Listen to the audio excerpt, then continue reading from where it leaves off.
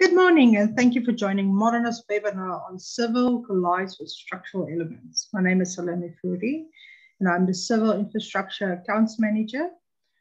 Presenting today will be Jacques Pieterse and Wally.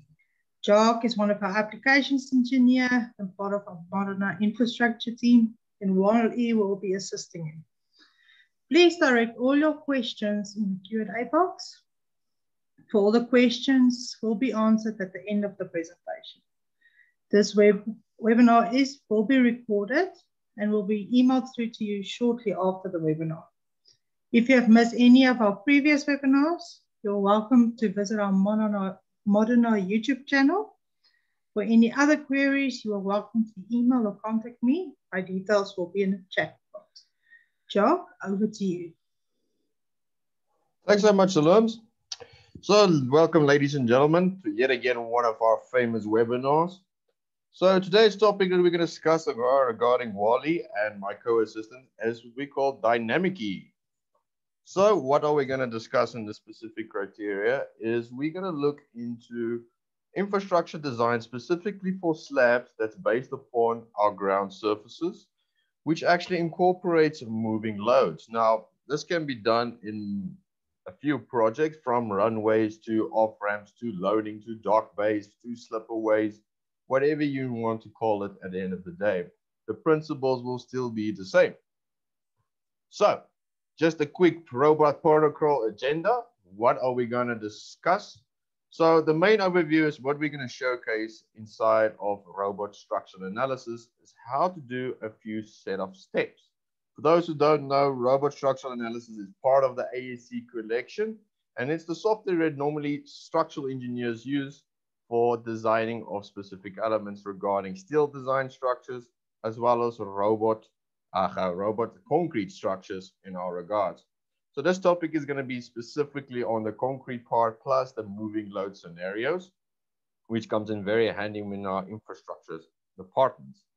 So the few steps that we're going to talk about is how to set up a slab and its definitions and what all goes into this specific requirement. The same can be said then to do the classification of placement of moving loads. So we're going to simulate for Wally chasing his little friend, the bug. And what we're going to identify is to showcase how those loads will impact onto my slab. Then what we're going to do is we're going to showcase a nice way of seeing the stresses and deflections moving onto that slab while Wally and the bug is running everywhere around on it. And then finally, after defining the stresses that's working upon my slab, we can look into the slab reinforcement design and how to put in the rebar for the specific element to make sure it's safe for use. Then after, we will look into a little bit of drawing generation and video presentation, which you can actually share to your clients at the end of the day, or even your fellow draftees or whoever requires this information. So without further ado, let's get a little bit technical about it.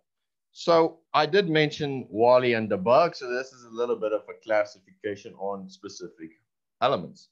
So when it comes to moving load definition, what we are going to try to simulate, Wally is going to chase his little bug over here, and the bug actually has a point load.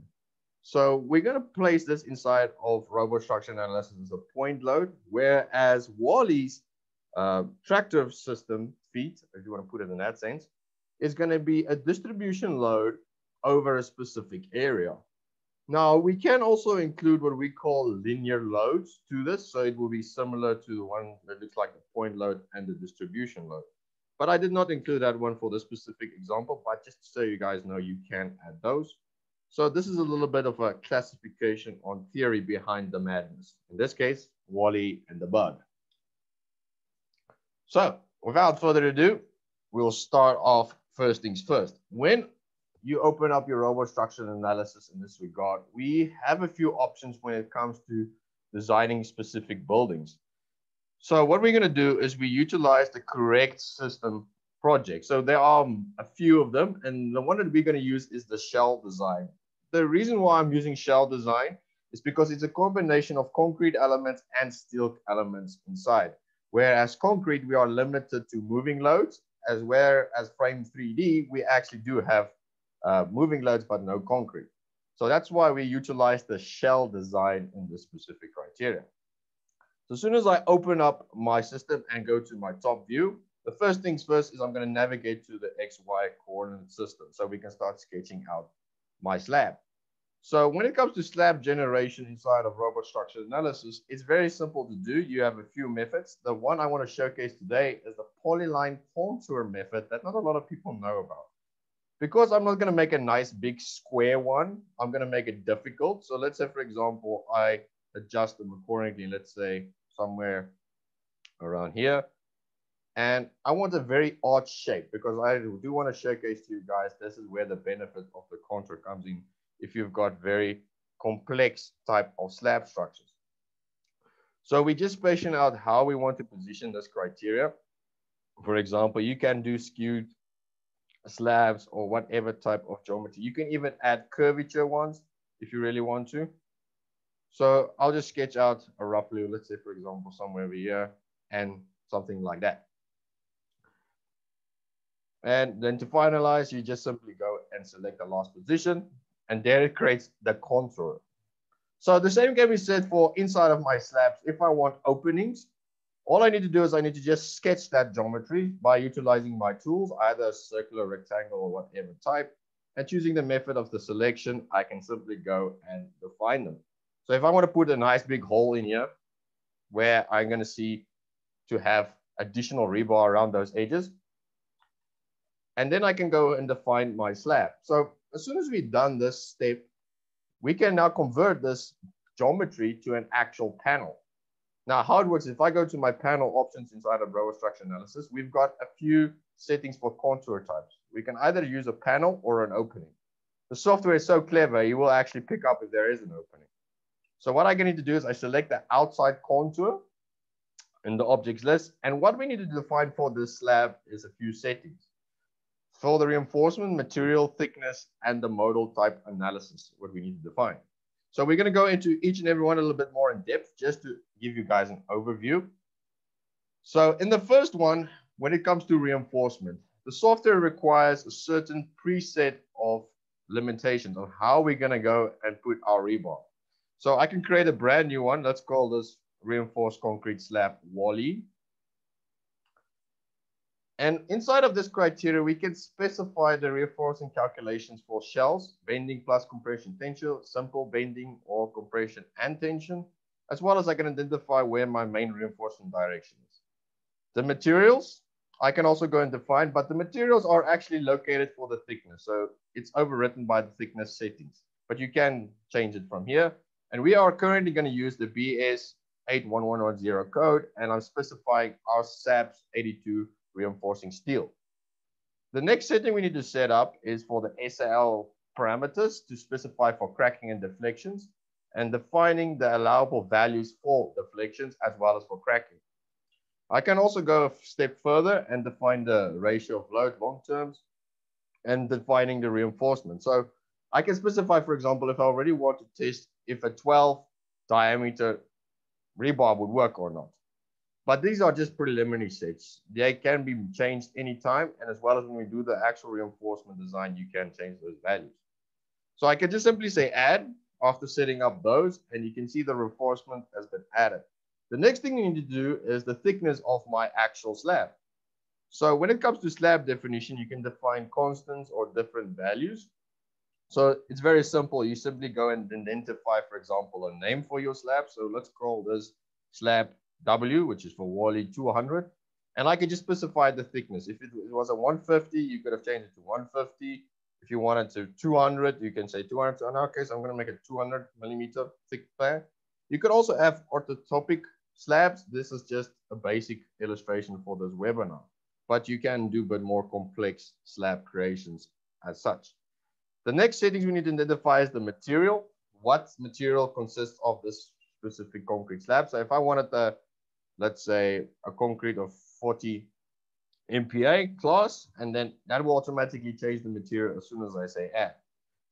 Then for the parameter and foundation elasticity, we need to identify this coefficient or this value. You can either type it in. If I say, for example, I've got kilonewton per meter, and I can specify if it's uplifting or not.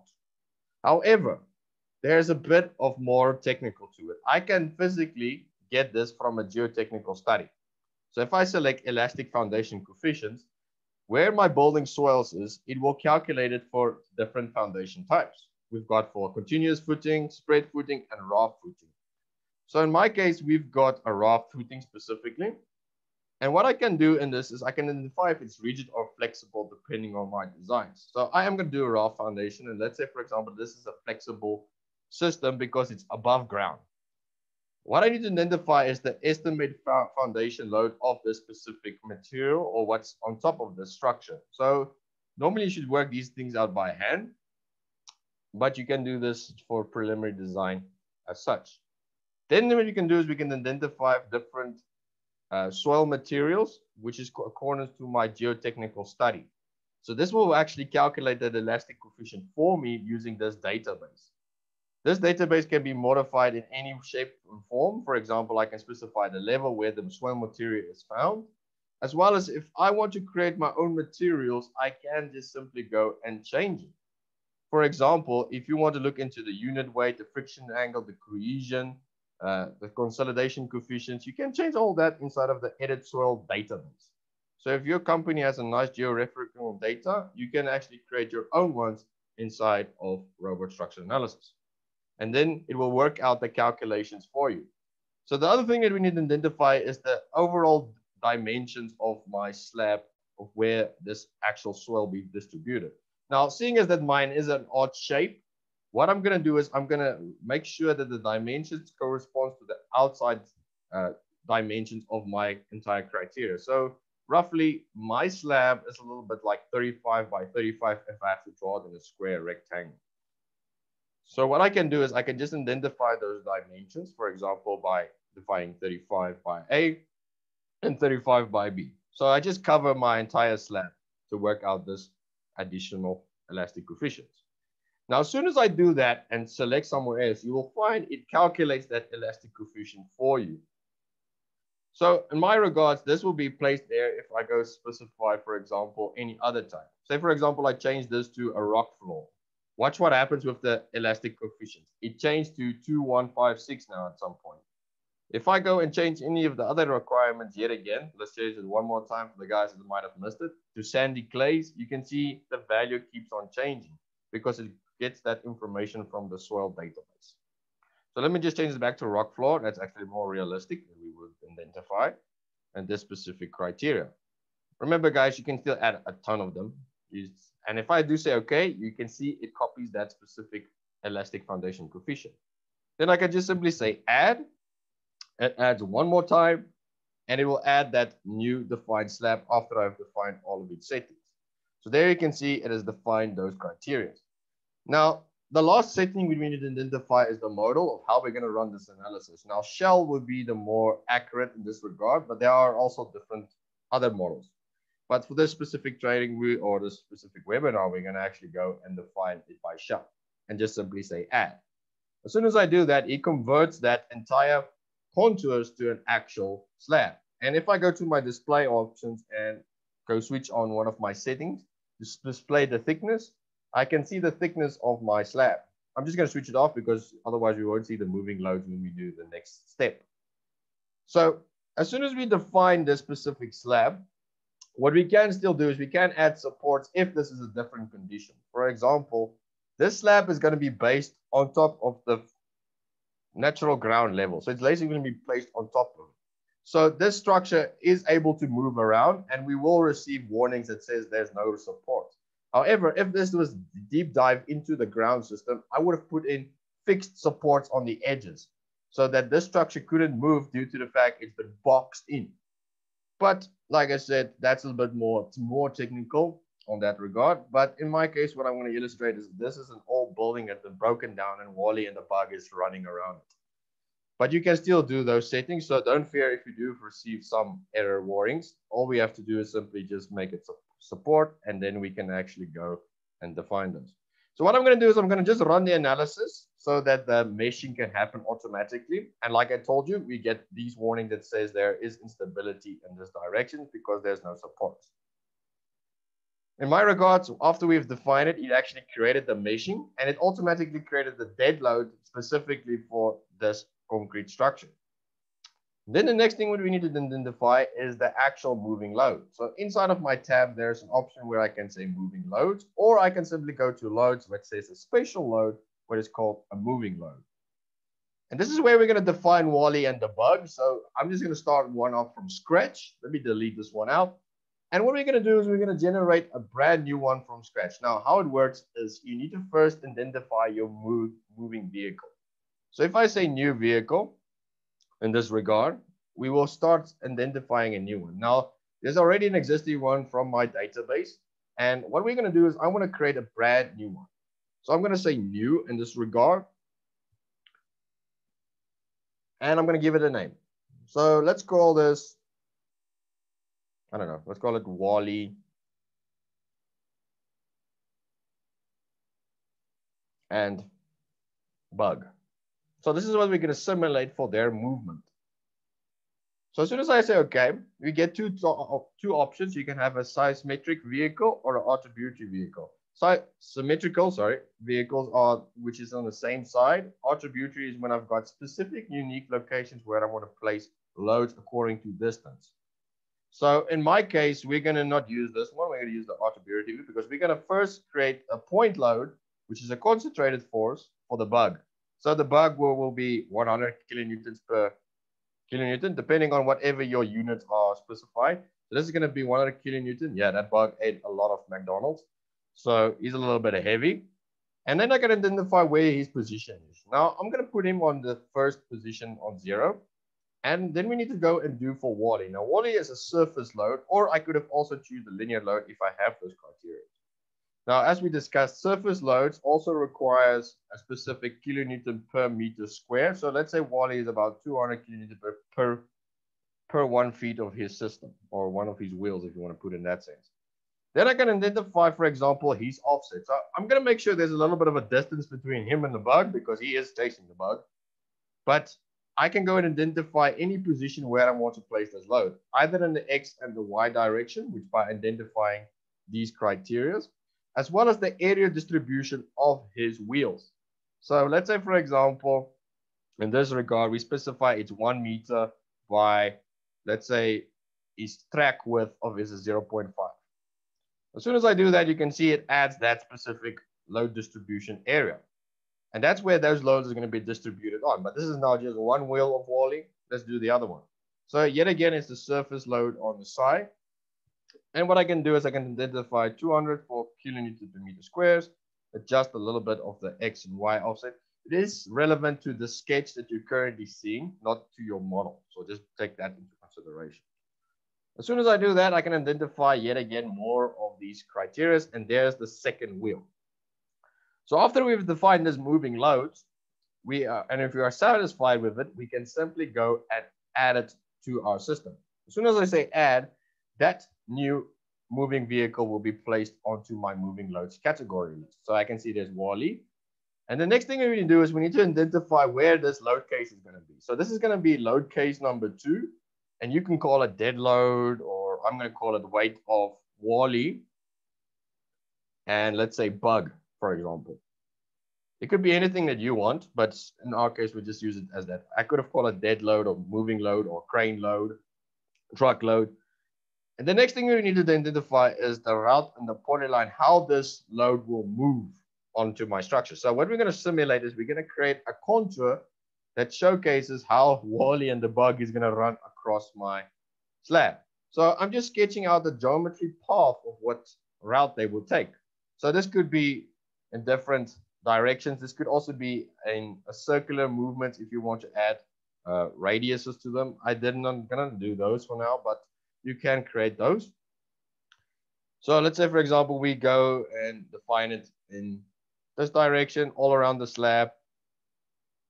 And let's say somewhere over here, they start changing in direction slightly.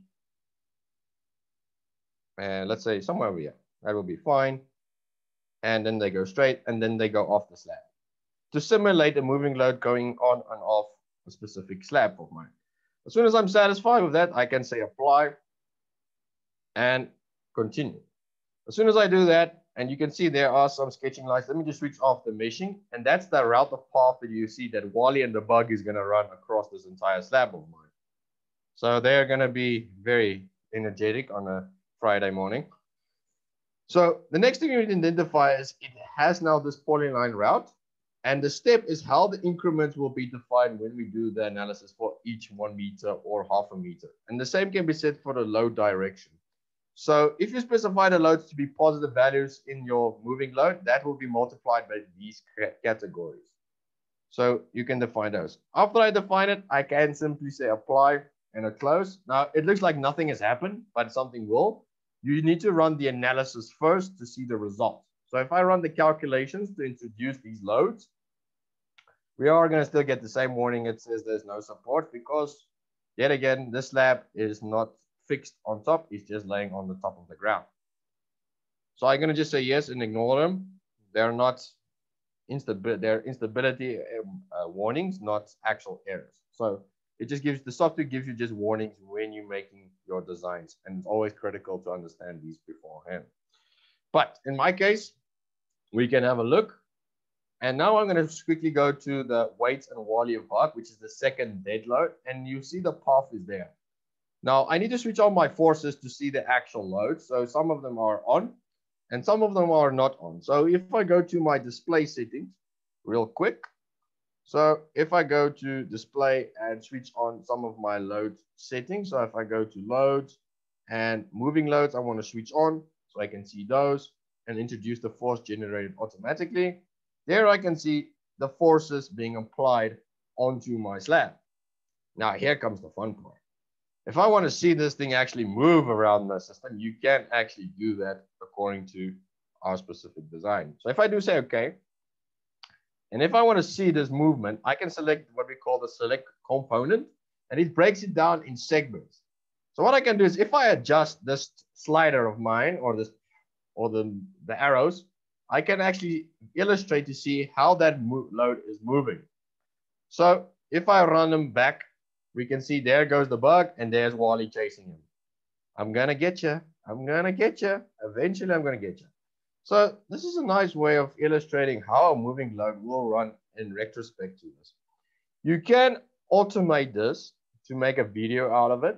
So I'll just show you that example a bit later on because it's more presentation than anything else. But you can do this inside of these criteria. But what next I want to go and identify is if I want to see the deflections, if I switch on deflections on the specific element and having this run, I can still see how my deflections and deformations will happen on this criteria.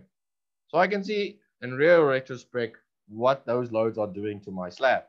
So if I run it, I can see there's a lot of deformations inside of these systems, which is very nice because this is very graphical and easy to understand. Like I mentioned, you can animate this and then you can actually set up, for example, the frames and provide the start and ending structures for the specific animation. We'll do this a bit later on. I'm not going to do this right now because this is a piece of the resistance, which I want to still show you a bit later on.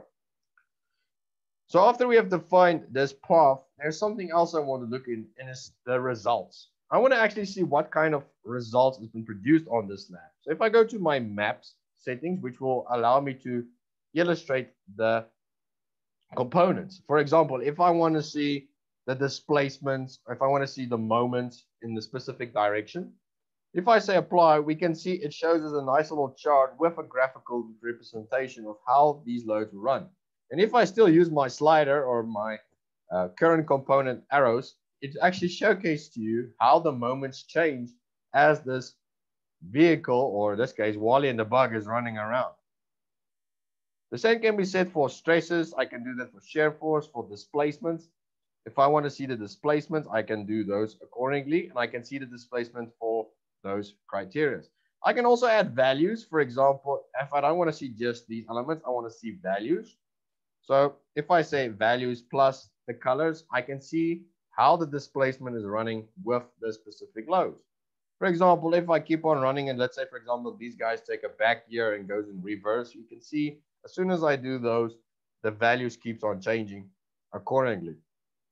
So this gives you a more representation of more accurate deflections as this structure keeps on moving. Now, guys, just remember, this is just a basic concept. This can be done for any type of moving loads. If it's a truck or a crane or any type of system where there's a moving load, you are the key engineer of it. For the swell reactions, we can also run a swell reaction system to see how the swell reacts to these loads as well. If I had uplift, it will also conservate, for example, how the internal earth pressure would push up against my specific slab if I specified it in the slab directory. And then it gives me those nice criteria yet again for these specific elements. So this is very nice. And let's say, for example, this is now very nice and defined, but we need to start looking into the designing principles. So in some cases, we need to now start looking into designing the rebar, and we have now defined that all of these forces are in here. So to do that, let me just close these ones down before we start the design. And let me just clean out this visual display. So the next step that we need to do is, if I want to go and design this specific slab, there are some few requirements we need to set up for the slabs. Now, one thing is we need to identify what we call code parameters. So code parameters is the one that we created beforehand that I call that slab and Wally to identify the reinforcement and all of those lovely little things. So that was the one requirement. The second one is now I can run the calculation to do this for ultimate limit state and service limit state specifically for this slab. So I'm going to identify ultimate limit state. I don't have service limit state, but you could have added it if you had combinations. You can still add combinations, but I am not going to do that for this specific webinar. So I'm going to just say start running this. And what it will do is it will start calculating the elements of required reinforcement that I need for this specific slab for the design of this ultimate limit states design criteria. So I'll just give it a few seconds just to run. I think Wally and the bug was running faster than this analysis. There we go. So I just give it a few more seconds. Go, baby, go. And it will tell you if there is warnings. Now, yet again, it says no support and instability. Yet again, it's because my slab is not fixed to an element. But that is fine. I'm still able to design my criteria. So if I go to my reinforcement maps, this is going to tell me what type of reinforcement I'm going to need inside of my specific slab. So as I can see, if I switch this one on, let me just move it out. That's the required reinforcement area in both directions for the X and the Y, and the upper and the lower. I can also identify spacings.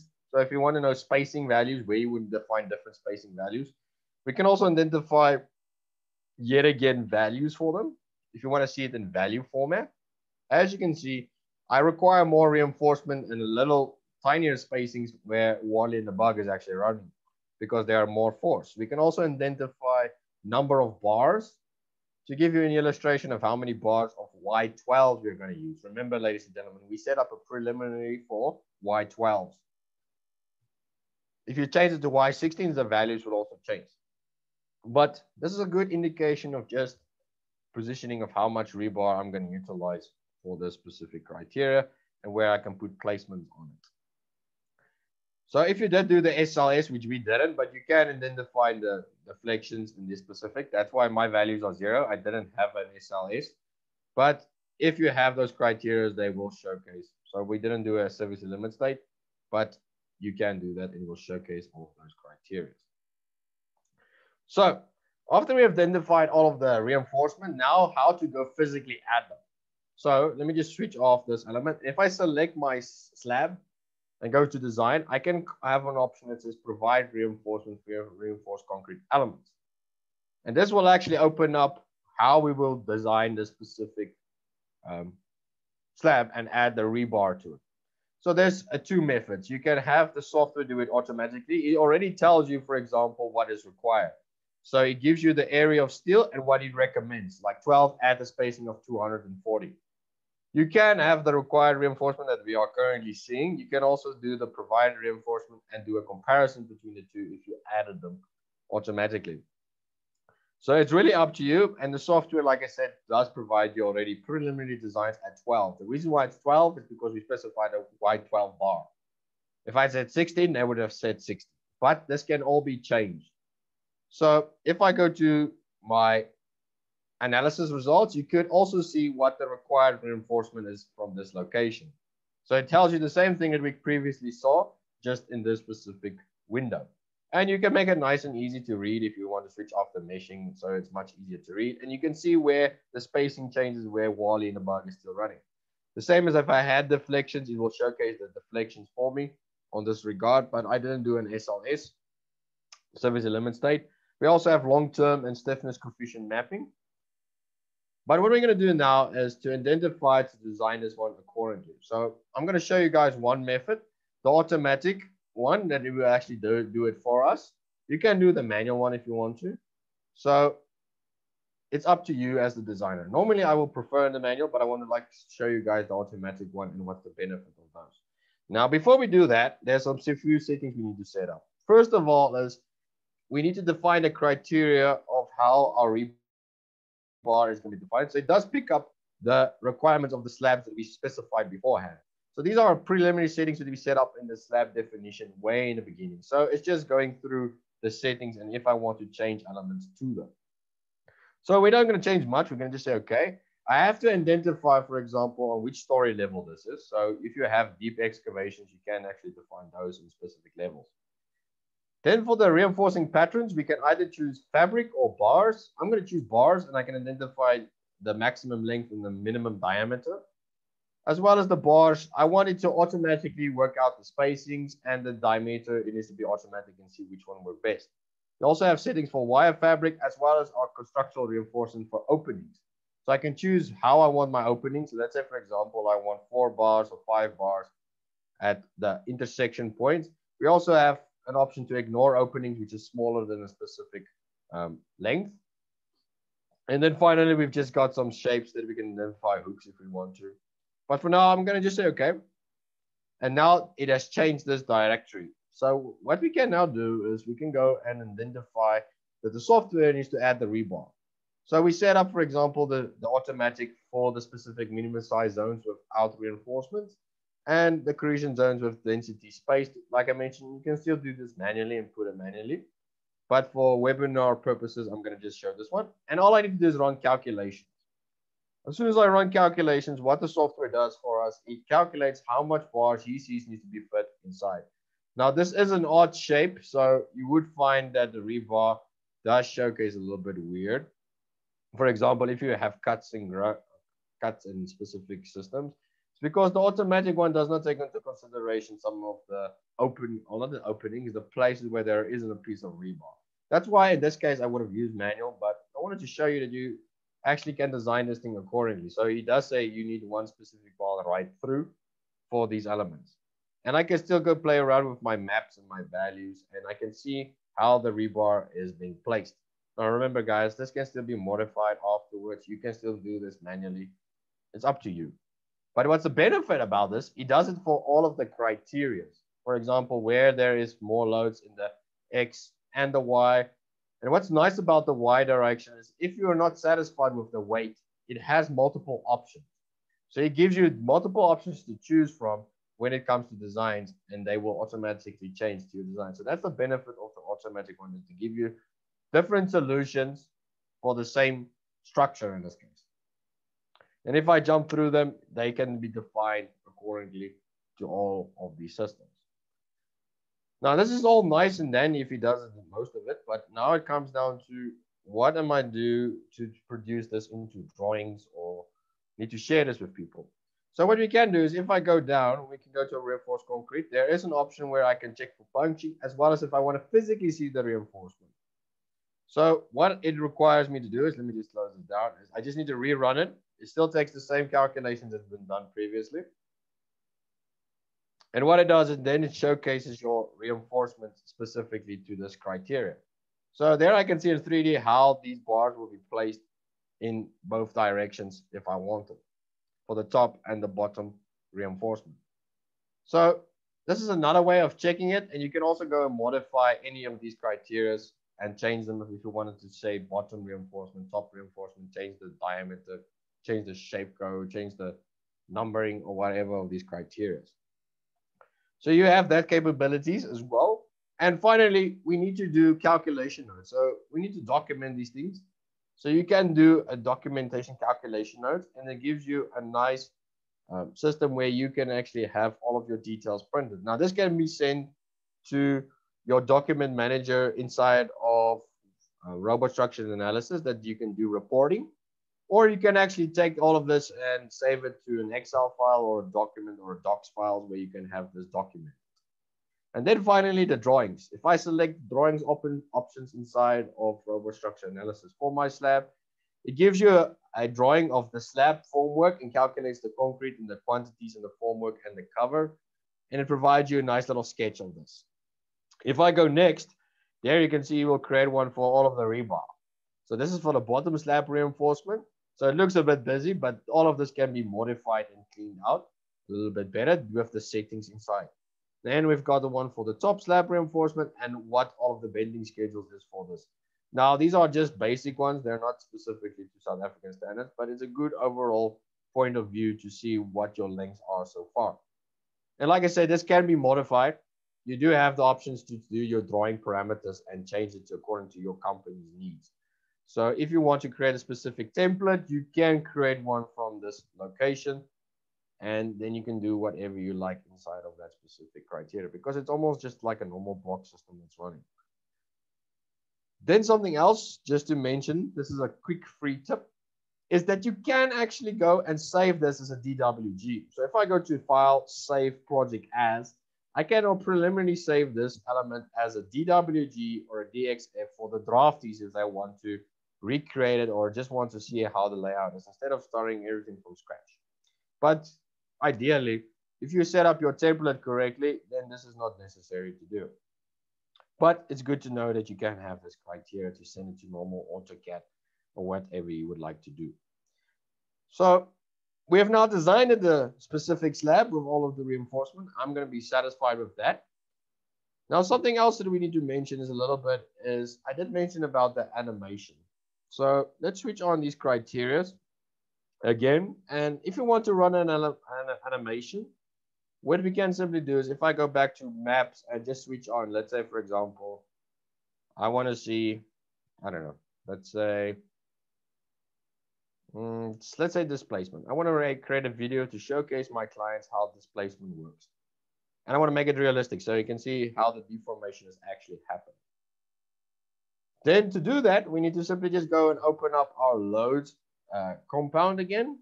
And this time, what I am going to do is I'm going to just simply run the animation tool this time. So let's say positioning is going to start somewhere over there. That's going to be fine. And if I want to run the actual animation of this specific load to somebody so they can see how the deformation is occurring on this, like we previously done, all I need to do is after identifying all of my settings, which is my view settings, as well as if I want to showcase the loads, because the loads are not showing in this regard. So maybe I want to have those switched on to also show inside of the video. So you need to make sure that all of these settings are set up beforehand, before creating the video, otherwise they won't be showcased. So let's just go to display and just switch on the loads one more time. So I'm going to just switch them on and say apply. So there we can see that's Wally and the bug. And now I'm ready to run the animation. So I'm going to simply select the animation option. And I'm going to choose from which frames, from the beginning to the end, and what number of frames per second. And what I do is I simply let this thing start running. So he runs the frames per second. And he's going to start creating now that automation for me.